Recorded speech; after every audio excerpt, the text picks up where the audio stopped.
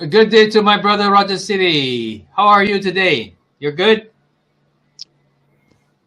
I'm good for the most part. Thank the Lord. Wonderful. Wonderful. Okay, we're going to get right to it, and that is to discuss or just share on the political structures that we find ourselves in, the political structures of governance. Now, I don't want to push through it too fast. I want to take my time because there's something that people need to understand. We have been born into the system, we grow up in the system, and we play our part in the system of governance, popularly known as the democratic system, the system of democracy. Roger, are you ready? Yes. All right. Okay. Now, first of all, where did the system come from? And I'm going to submit it is the birth child of a family called the Rothschilds. The Rothschild. Now I'm going to play a video and you're going to hear the background. And this is behind the scene. This is behind the curtain. And you'll hear how it was set up, how it got started. There was a lot of killing going on. And these people were able to amass tremendous wealth in the world.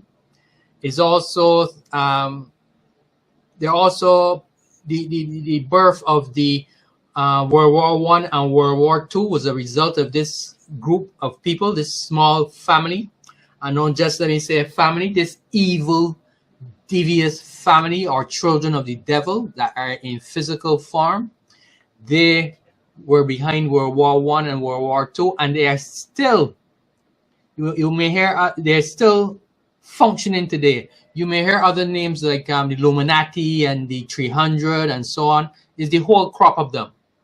They are very, very intelligent, highly intelligent. But there's no intelligence that goes beyond God's people.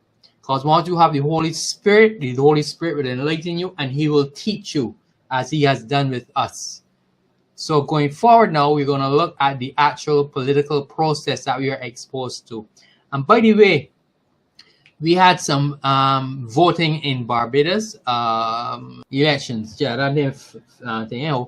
We had some elections going on, and we went through the process, but I did not take part because I call it a game. And I explain to people why I call it a game. And I'll do that now. My mother was a secretary in the Barbados government. She served as a secretary. That was her classification. And she served with some notable people. First, as far as I can remember, was Lionel Craig. Then it was Dr. Richie Haynes. And on her last leg, she served under Errol Walton Barrow, and he was then prime minister. So in the years, I would hear and see this going on. When the politicians get in front of the people, man is be cutting left, right, and center to one another, next to one another, hurting and all kinds of stuff. And they get all kinds of talk, bad talk, just to win a vote. And then let me tell you, when they go in the background or the back room, and if you were there to hear them talking, man, I cut you up, man. You see what I do with you, man, and the laughing and the drinking. So I knew it was a game every long time since. The people don't know. People just want to shoot one another over political positions. I don't realize that the people that they're fighting these positions over are good friends. Some are actually family intertwined by family, by marriage, etc. But you don't know. And they went to school together. They grow up together. So you divorce your mind from this game. And that's what I had to do because I was part of it. In 2020 or 2022, 21, one of those years, I was part of a political party. because I saw what was coming, and I didn't want to go down that road. So I decided to inject myself so that I can be part of it, bringing change back to normalcy. But that didn't work because the people didn't vote for our party, and we did not gain power. Now I'm at the stage where I divorce myself from voting, no longer voting. I don't plan to vote anymore because I do not want to be part of the game. So I'm going to share with you, as I said before, Rothschild started the whole foolishness to enrich themselves and also destroy this world.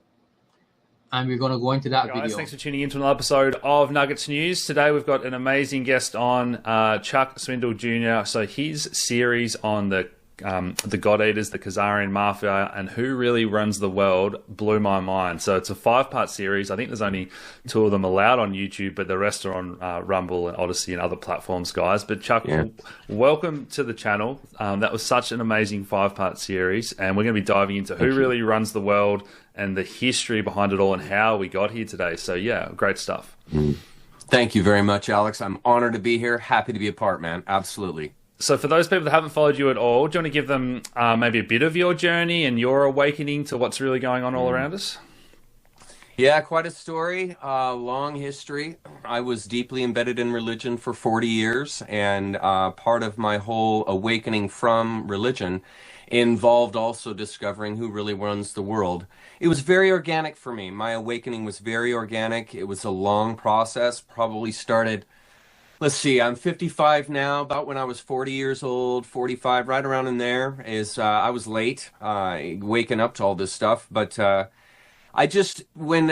biggest awakening for me was when I contracted cancer and realizing that the entire medical industry is a fraud. And that really was the beginning sequence. And when I went down that rabbit hole, it eventually led to the KM, because if you dig into these things, you get further and further into the truth of our reality, which is nothing like what we see. And so it was a very long process, and it really took cancer and the failure of medicine to really shake me enough to realize you're going to have to wait to a deeper perspective here before you're going to heal yourself of cancer and heal yourself of religion. And so that's really where it all started for me. That would have been, like I said, when I was in my early 40s. And I've been on that journey for about 15 years now. And the God Eaters series was just an organic outpouring of my experience with the dissolution of the medical industry. And when I came upon this article by Mike Harris, I believe, and it was on the Khazarian Mafia, and I read his document with my mouth on the floor like, oh my goodness, this really summarizes so well a lot of the things I've been discovering that have been causing me to ask questions, basic questions of who really runs the world. And Mike's article on the Khazarian Mafia was the kickoff, and I spent a number of months researching and referencing names and groups and people and institutions that he referenced in the document. And it just becomes a maze, an unbelievable cacophony of information.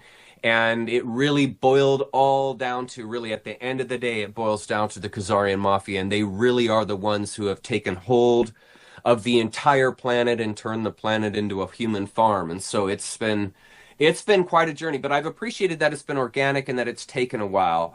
It didn't come as a shock, but it was rather just an unfolding.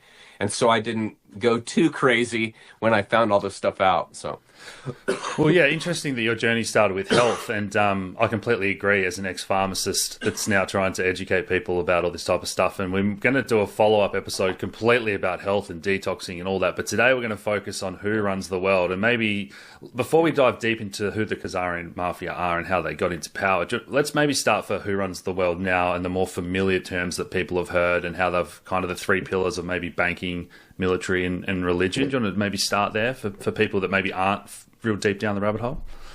Yeah. Okay. So the way the world operates is underneath basically banking institutions and the globalists that sometimes we see in the news.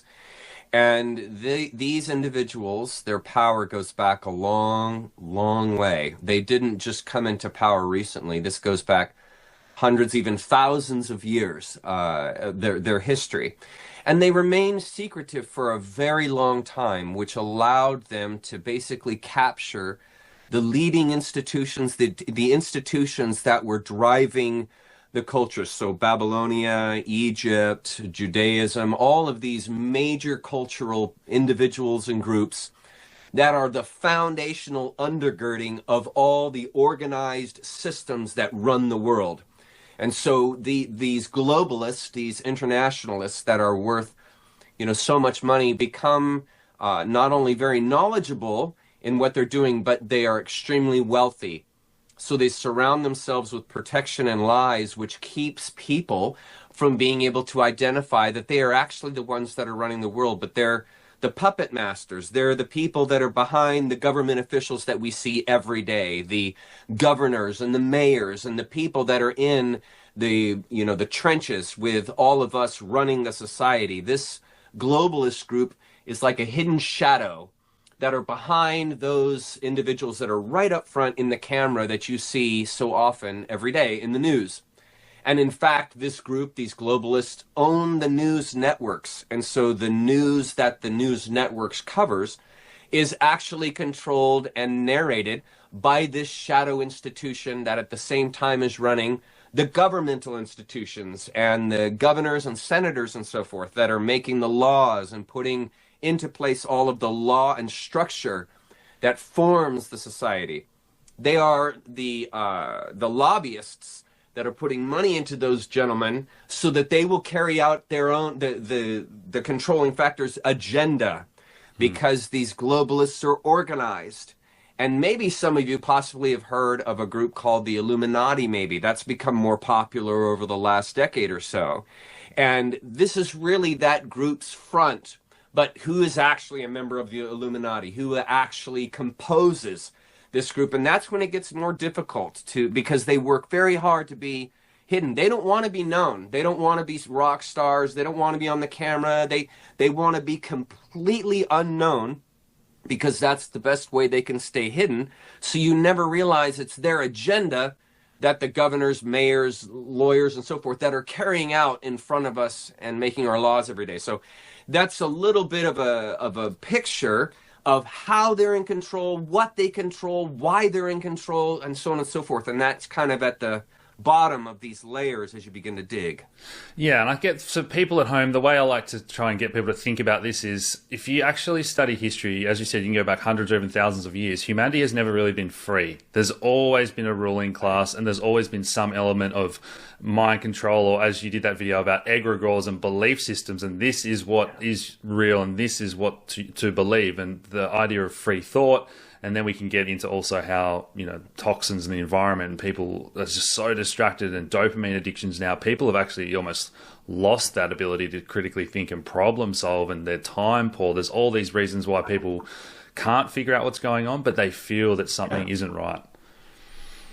Yeah, and what's really interesting in that these medicines they use so dilute people. They put you in an altered state where you can't critically think, and they basically suck out this human life energy that you have in exchange for numbing an individual so they just don't feel anything. And that's really a lot of where medicine has gone, is in that way. And the interesting thing is there's reason for that. There's a reason medicine has gone petrochemical, and it hasn't been for people's betterment. It's been to control them, to dumb them down, to slow them down in their thinking and self-identity. So they just kind of remain in this wash of a weird illusion of reality. And there's purpose and thought behind it. There's a reason why China fell to the opium wars in the 19th century. There's real reason behind that. That's not organic. It's not natural. This is imposition. It's an imposed war by this shadow group behind the scenes, who at that time is using medicine to control the society. And now the society is controlled with bankings and the whole fiat system. It's tenacious. These people are intertangled and intertwined with everything. Nothing escapes them or has escaped them. So all that we know has been tainted by them, and that's a hard pill for people to swallow, because we really look up to these institutions for guidance, for knowing what is going on in the world and so on and so forth. And so it takes some bravery and courage to try and see past that narrative that they hand people and see the truth of the situation. So yeah, absolutely, I agree with you on that. So let's dive a little bit more deeply into what you found about banking and debt-based money as a one form to really enslave people. And our audience, we've been covering a lot of this stuff about the Fed and explaining how money works for years and years now. So people will be pretty familiar with the more modern side of things. But do you want to go, you can maybe touch on that briefly if you like, but let's go deeper back in history to where this really all started. Okay, well, if we go back far enough, we go to maybe Sumer, the ziggurats, the pyramids of Egypt. What is happening is there's a priest class that is developing knowledge and power to then control the society. Now, it's of my opinion that I think a lot of that development initially was organic and was a good thing. They were looking to the stars for understanding. They were noticing that there were parallels between the microcosm and the macrocosm, and that we are a reflection of that, and looking to the stars for guidance. And it was this priest class, which came out of shamanism, if you go back far enough, that really began to control the society, but originally in a good way.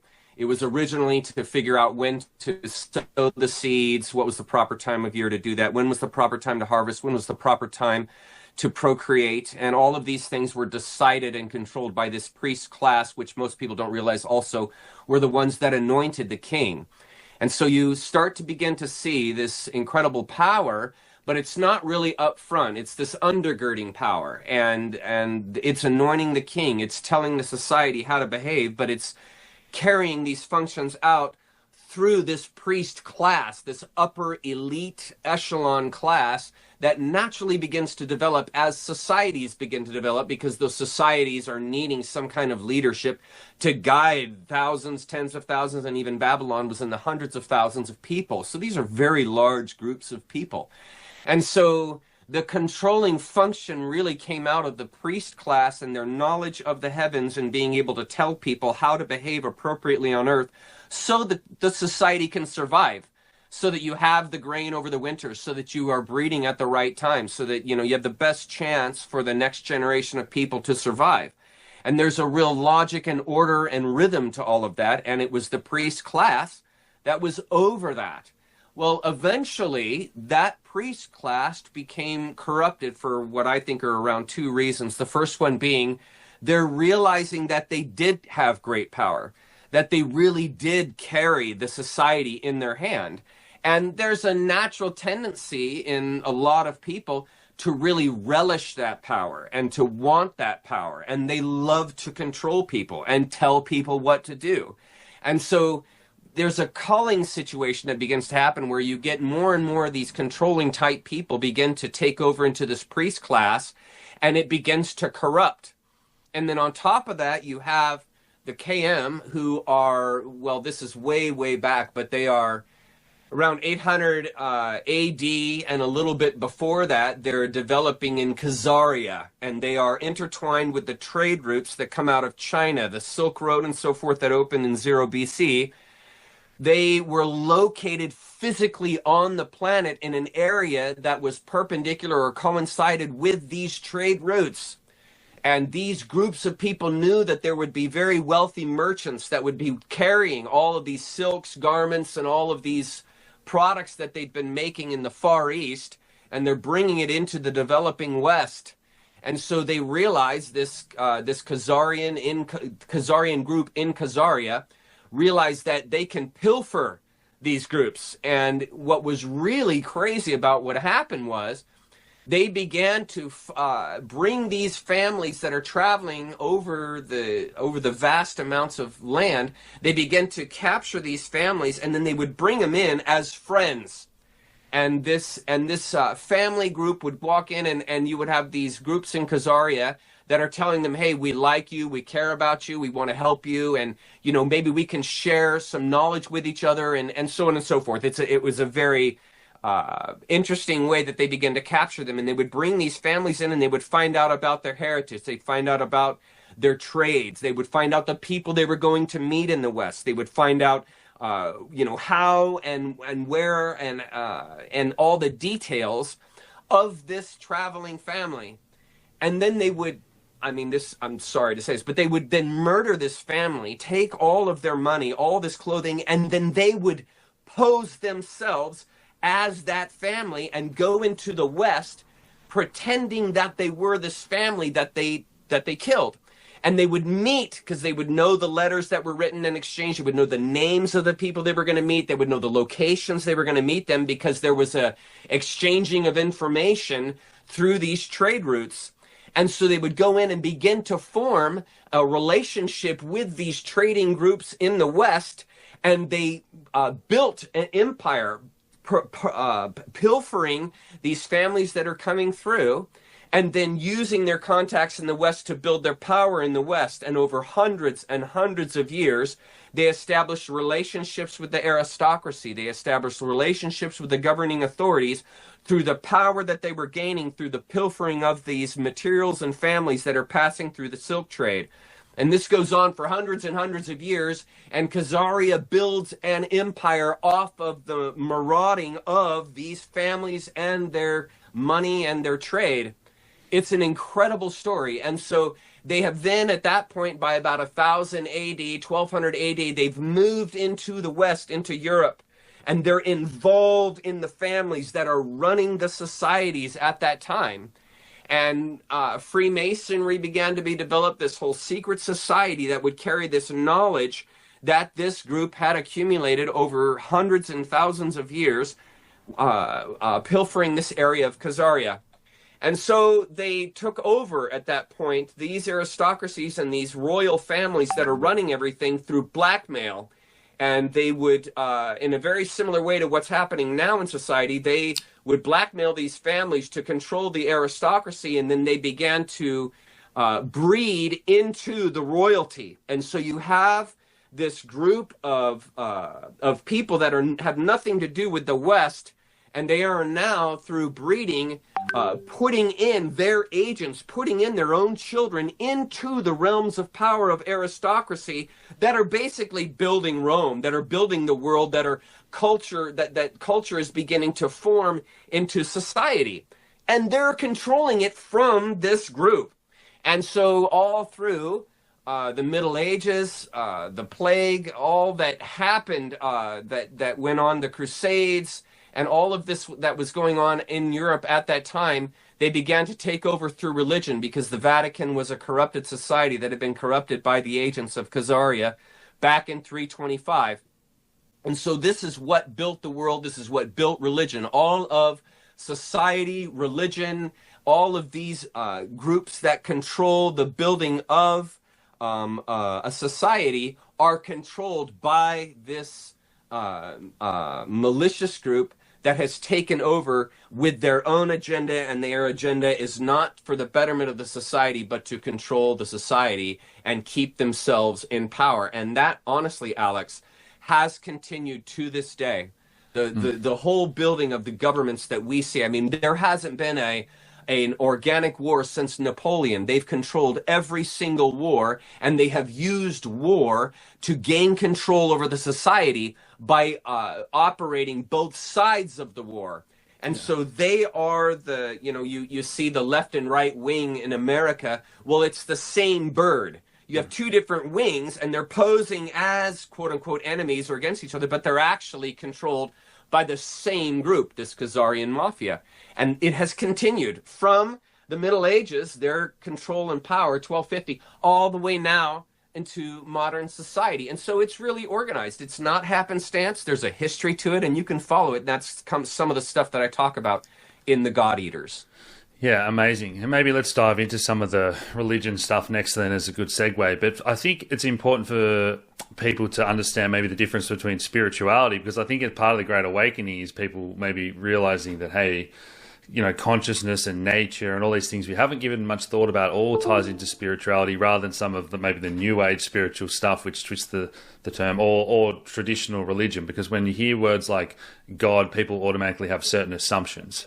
Versus, just trying to talk about, well, what makes us conscious and the creator and brings nature to life. So do you want to maybe define how you differentiate between spirituality and religion, and then dive into the history of how religions have been sort of corrupted?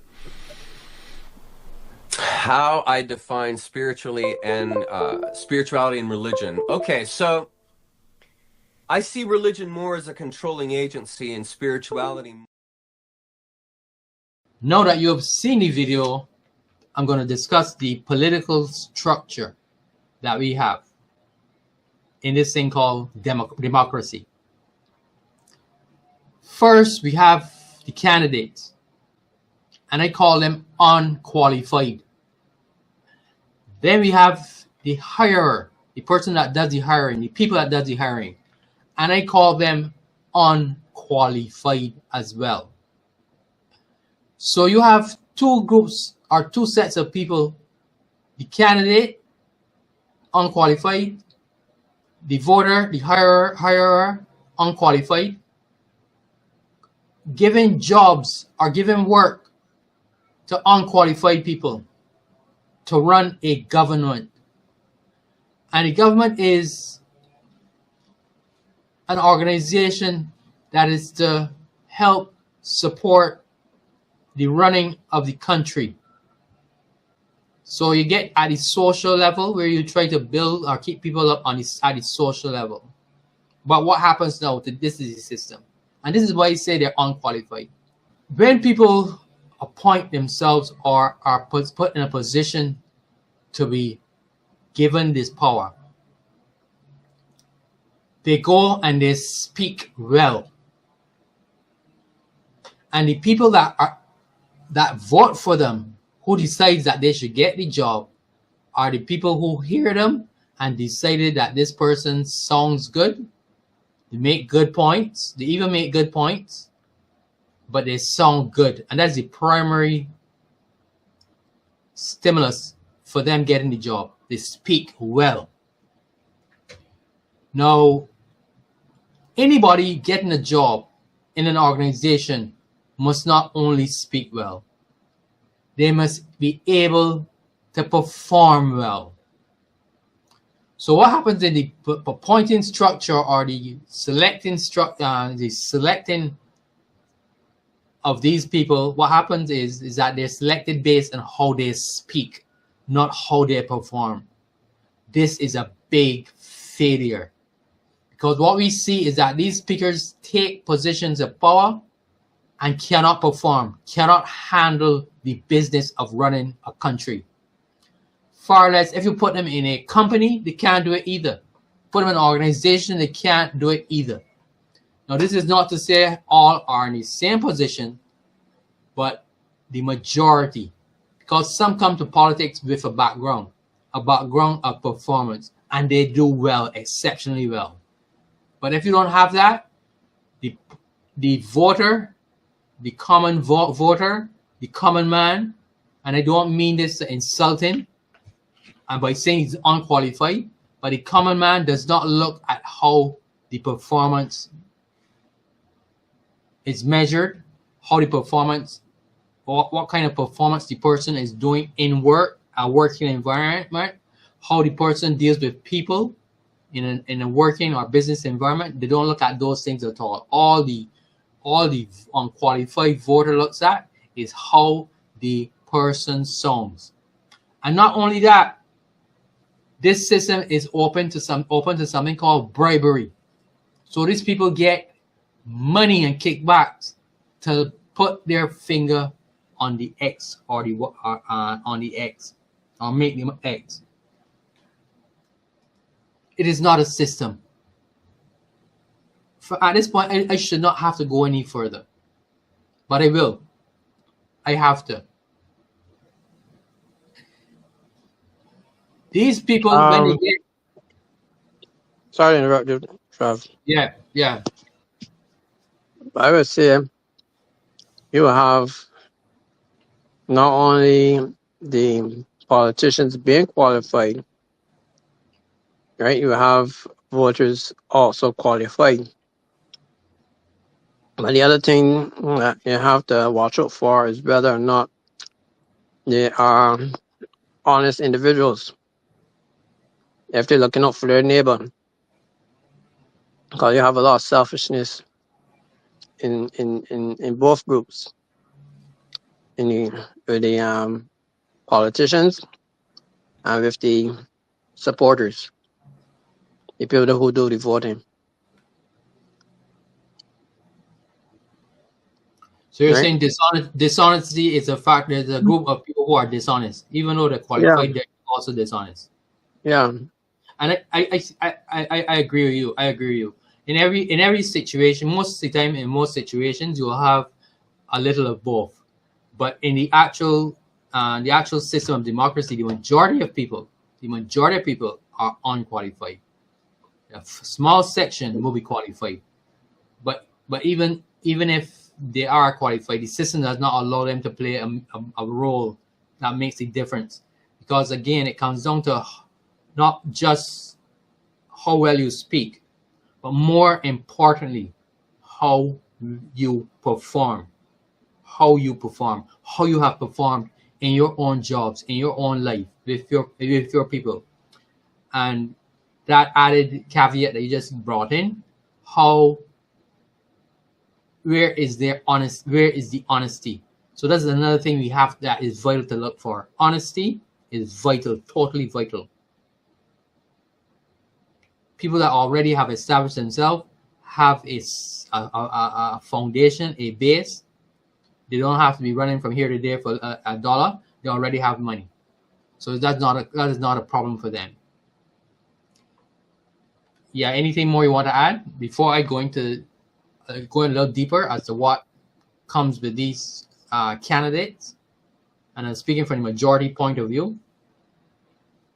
Some people may not, because they still got a base, they might not think. But you got others that would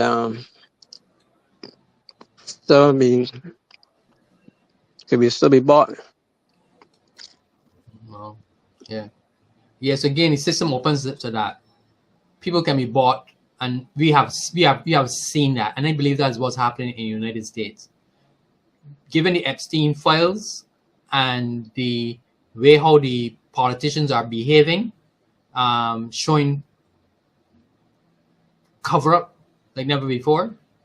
So if you are covering up a crime, you are part of the crime. Simple.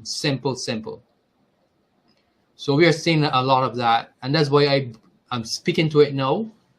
And it doesn't really affect me too far in the future. I give my age, I don't have long to live, so I gonna put in my piece now. And yes, when you speak against them, they will take you out. They will kill you. They have a set of killers roaming the world for people that speak out against them. But I'm not afraid of that. I am saved and covered by the Yeshua, my Lord, and I will talk. Okay, so I'm going to get into a little more on this system and the people that make up this system. These candidates, these politicians, when they take power, because they don't perform, they're not always able to turn a country into a developing country that will be growing. As a businessman, I gotta look for ways to grow. As a politician, they look for ways to get money, not grow the people. They actually put people into what I call a dependent state of mindset. A mindset that is a dependent. What can the government do for me? Rather than what can I do for the country? Or as in the speech given by Kennedy. What can the government do for me? The government can do this, the government can do that. Everything is the government. They revolve their lives around the government. I do not. So put the people in dependent mindset. Why? To get votes. Because if people dependent on you, they're going to need you, so they're going to put you back in. That's the short end of it. Now, this dependent mindset, this how we can get money, this falls straight in the area of taxation. Now, as a citizen, when other citizens meet me and they say to me, Trevor, I want my window changed. I say, okay, I send somebody and I change the window and they pay me. That's called a transaction. The transaction is in services and goods. I just got a transaction, I made some money. Now this thing called government says, I want a piece of that. You got to give me 15%, and they call it VAT. I'm here to tell you today, that is highway robbery. I'm having a transaction, two parties having a transaction, two people having a transaction. What the heck? The government wants something out of it. Government wants something out of it, and they call it VAT to give it legitimacy. It's not legitimate because you call something VAT and two people got a transaction, you want to get in it. That's called a cut. You want to cut. And I recall in the old days, you see these movies, old movies, when you have a gangster moving to a neighborhood of decent people, and gangster turn up at the door and say, listen to me, you gotta pay me X amount of dollars every week if you want this business to run safely. If you don't give us no money, we can railroad you. We will rob you. You won't be able to function. So these people now in the neighborhood now gotta pay VAT. If you don't pay VAT, they shut you down. So what happens is government that have good speakers that have been hired, it is nothing more than a criminal organization. If you understand how words work and how they're used, the government should not be called a government. It should be called a criminal organization. And this is what I do. When I refer to the government, I tell people it is a criminal organization, and anything after the discussion after that, where the government is called, the word will be used. I use the words criminal organization. You see, when we don't translate words like VAT, for instance, VAT is a criminal act. I won't refer to the VAT.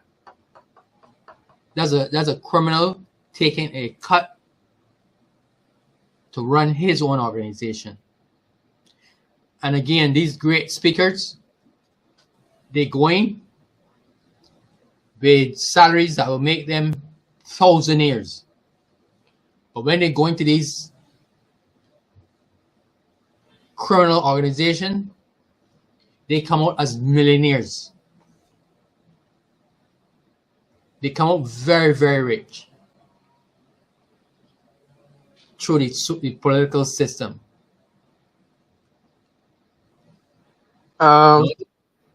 Question. Yeah. I know of something called VAT return. You're right. So I think you should touch on that.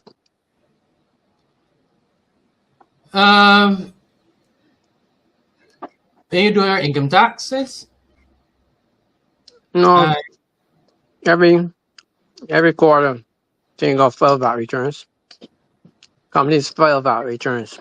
Yes, the companies collect VAT on behalf of the government, and then they have to pay the VAT that they collected in their company to the government every 2 weeks. Yeah. Sorry, every 2 months. Right. But that doesn't stop the people. In fact, my point is that VAT should not be charged at all. It's two people having a transaction, and no third party needs to get involved. That's the point I'm making. But companies will be reimbursed for the VAT that they paid on items or services. You are with me, or I lost you? No, you go. I'm part of I'm part of that process. So exactly. Well, you got 1 foot in and 1 foot out. But companies, which usually owned by people that if you're doing their every business operating correctly, etc., you will not be burdened with your company will not be burdened with that.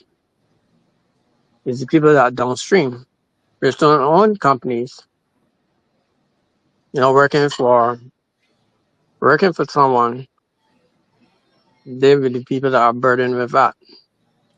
Exactly. In other words, the poor people are the people that pay that really and truly. Right. But again, this is going back to my point. This is a criminal organization that have a criminal system that was set up for them. And I was going back to the Rothschilds. It all stem from them. All stem from these systems that have been given to us. And that we refuse to even think about changing. Yeah, go ahead.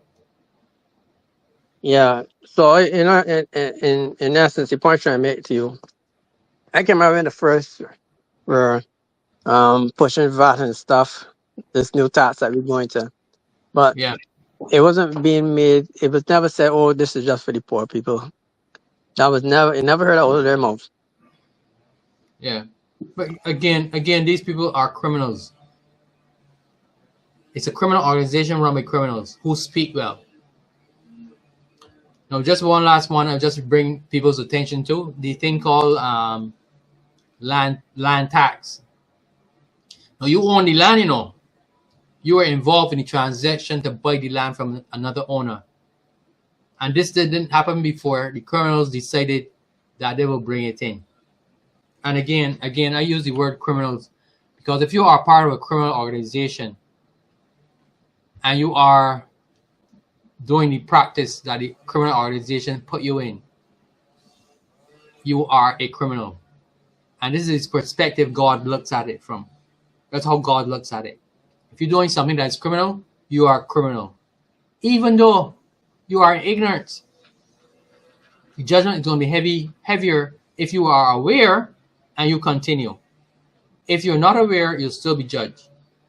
But if you are aware and you continue in it, his judgment is going to be heavier on you. If you become aware and you decide to get out of it, you'll be blessed for that. You'll be blessed for getting out of it. And that's my main purpose of doing this video right now is to make people aware what they're in. Right?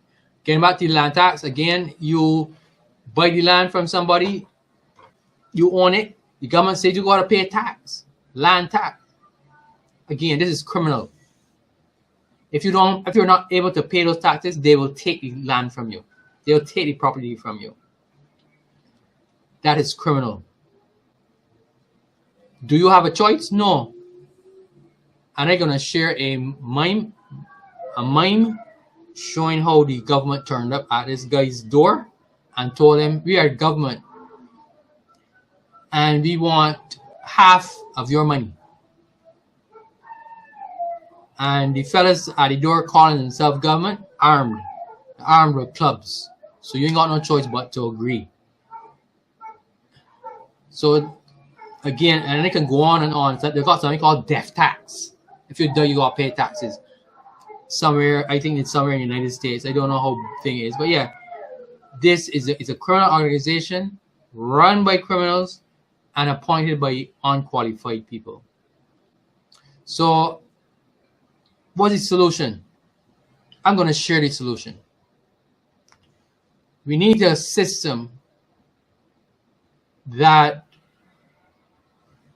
is similar to an organization appointment of a managing director or CEO.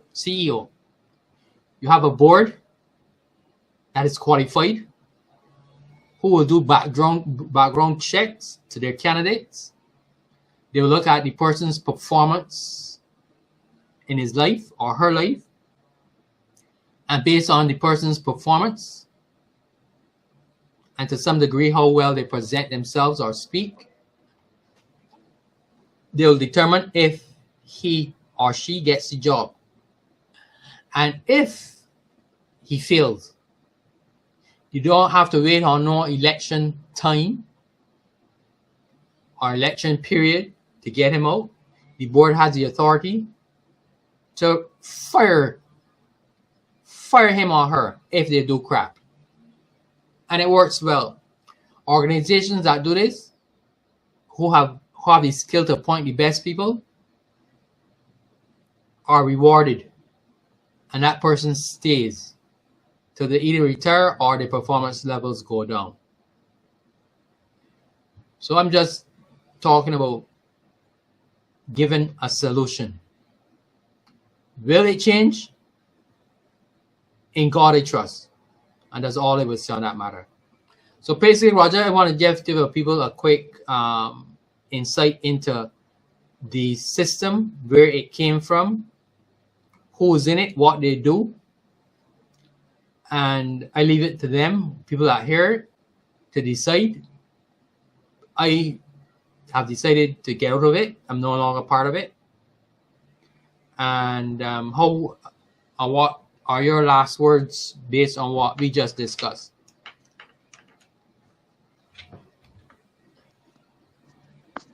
What I would add is that,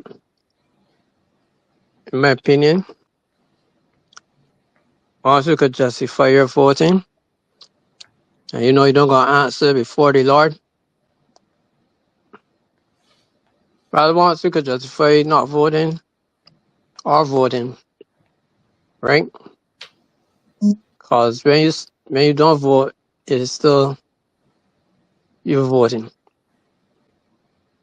right? Hold on. Let's deal with that. Let's deal with that. I said to you, or I say to people, I am no longer part of the process. I believe that we need to get a new system. And I said this: if a party, because we have to work with what we have. I know that. I'm fully aware of that.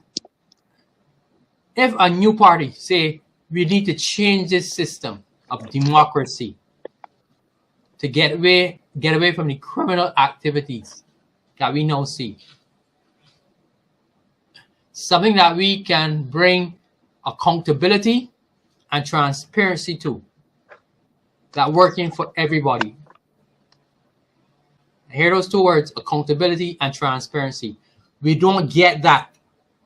We don't get that. We get promises by the great speakers, but we don't get it because they're criminals criminals do not want to be seen. So you don't get transparency. Criminals do not want to be accountable because they want to steal as much as they can.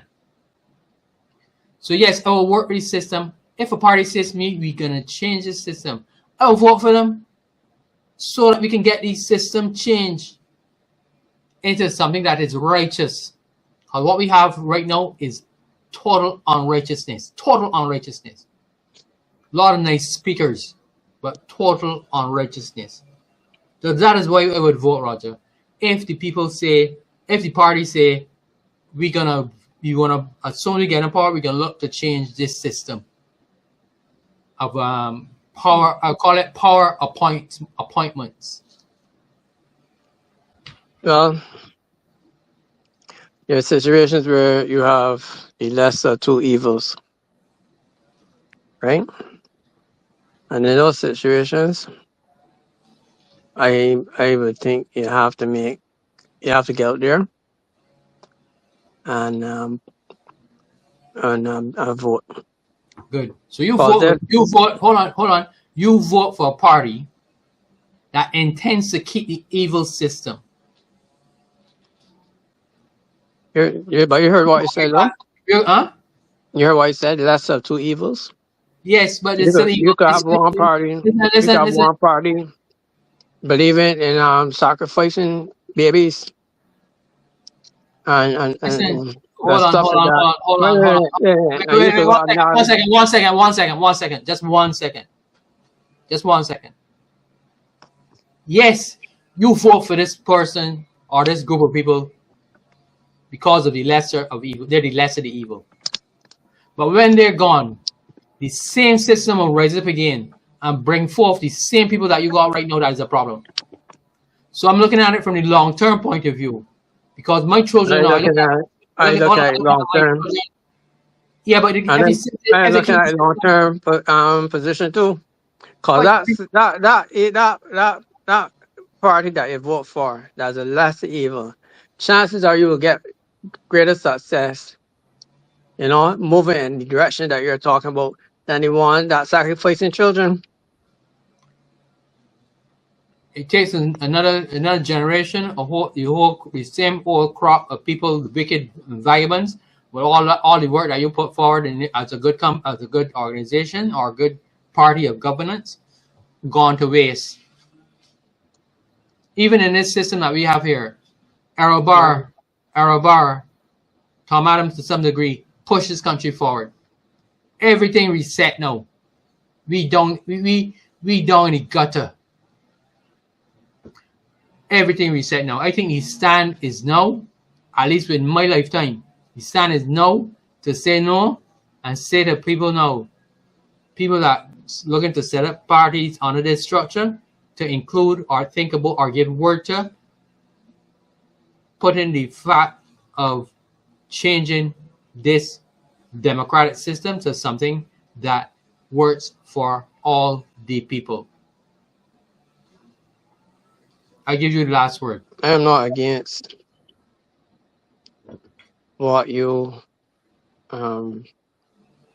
your all you conceive of good government, right? I'm not against that, but all I'm saying is whether or not you vote, you gotta give you account to God and be the just effect. If it's don't vote and people start sacrificing babies, you could be blamed for not voting for a party that didn't vote, sacrificing babies. That's all. That's what I'm saying. And basically do things. Something a big change usually is best achieved doing gradual steps. That's it. Okay. Thank you, Roger. And the Bajan Eagle is back out.